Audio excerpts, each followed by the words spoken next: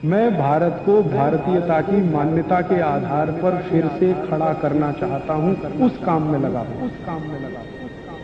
इसके आगे का एक नियम है जो बहुत जरूरी है आप सबको फॉलो करना, वो ये कि कभी भी दही को नमक के साथ मत खाइए।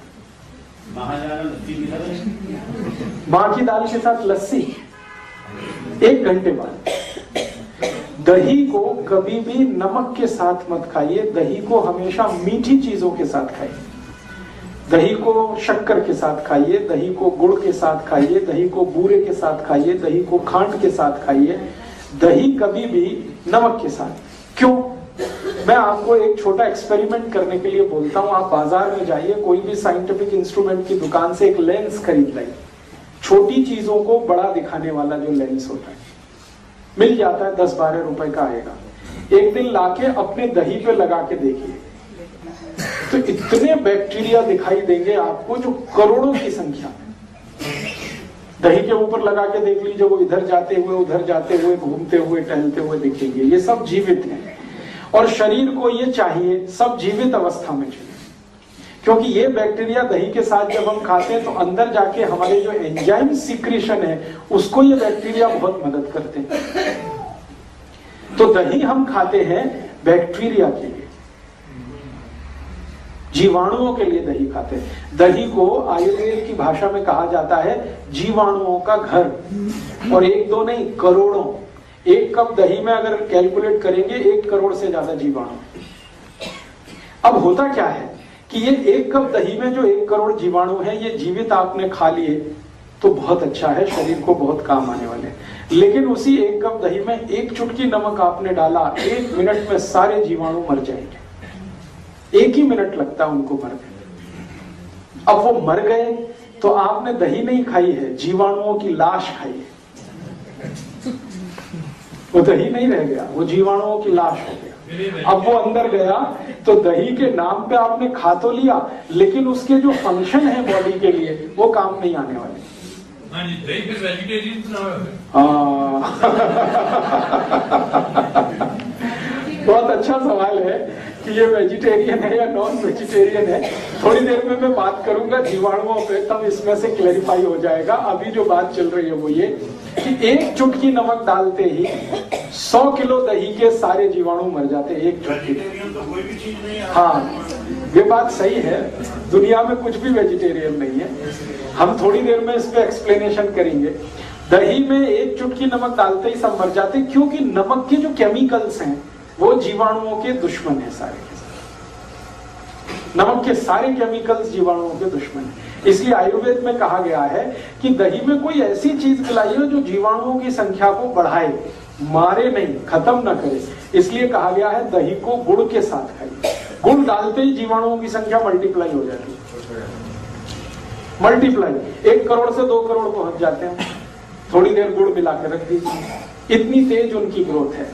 दही में बूरा डाल दीजिए, बूरा समझते हैं, तो दही में बूरा डाल दीजिए, मल्टीप्लिकेशन इतना फास्ट होता है कि कोई इमेजिनेशन नहीं कर सकता। एक दिन आप ये कर लीजिए मेरे कहने पर, 15 रुपए का लेंस आएगा, लाइए, खर्चा करिए, सवेरे से शाम तक ये एक्सपेरिमेंट करिए, तो आपको समझ में आ जाएगा कि जीवाणु कितनी तेज मल्टीप्लाई करते हैं। मीठी चीज डालिए, चीनी भी डालें तो भी मल्टीप्लिकेशन होता है, गुड़ डालें तो और ज्यादा होता है, बूरा डालने पर सबसे ज्यादा होता है। और एक मिश्री आती है, मिश्री, वो पीस के दही में डाल दीजिए, तब तो अद्भुत होता है, सोने में सुहागा।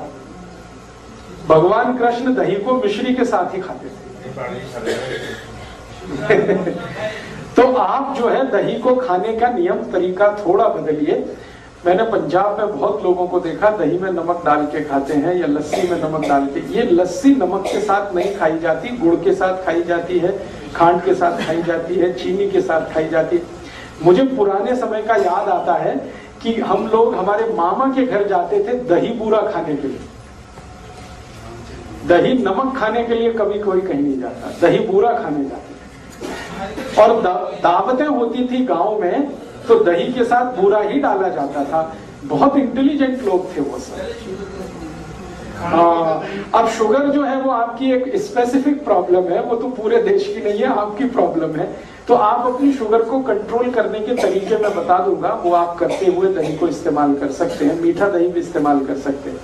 लेकिन दही के लिए विशेष मैं आपसे कह रहा हूं कि दही में नमक नहीं।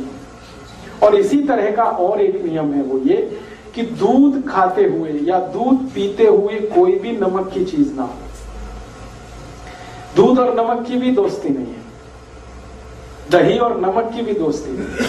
अगर कोई चीज दूध की खा रहे हैं तो नमक की चीज ना हो, नमक की चीज खा रहे हैं तो दूध की चीज ना हो। अब आप कहेंगे इट इज हाईली इम्पॉसिबल। ऐसे इम्पॉसिबल है कि खीर खानी है और सब्जी ना हो, ये तो बड़ा मुश्किल है। तो मेरा तो आपको रिक्वेस्ट है कि खीर खानी है तो रोटी खीर खाइए या पूड़ी खीर खाइए, खीर को पूड़ी के साथ खाइए, खीर को रोटी के साथ खाइए, सब्जी ड्रॉप कर दीजिए उससे, बहुत अच्छा होगा। नहीं कर सकते हैं तो आयुर्वेद ने उसका एक रास्ता निकाला। वो रास्ता ये दिया उन्होंने कि अगर आप दूध को नमक के साथ खाना चाहते हैं या दूध की चीज के साथ नमक की चीज भी खाना चाहते हैं तो नमक बदल दीजिए अपने घर का। नमक लाइए सेंधा, जिसको हम पाकिस्तानी नमक कहते हैं, लाहौरी नमक कहते हैं, वो नमक खाइए। दोस्तों, सबसे पहले तो चैनल सब्सक्राइब करें, फिर लाइक, कमेंट और शेयर करें। और हाँ, हमारा एंड्रॉयड ऐप डाउनलोड करना ना भूलें।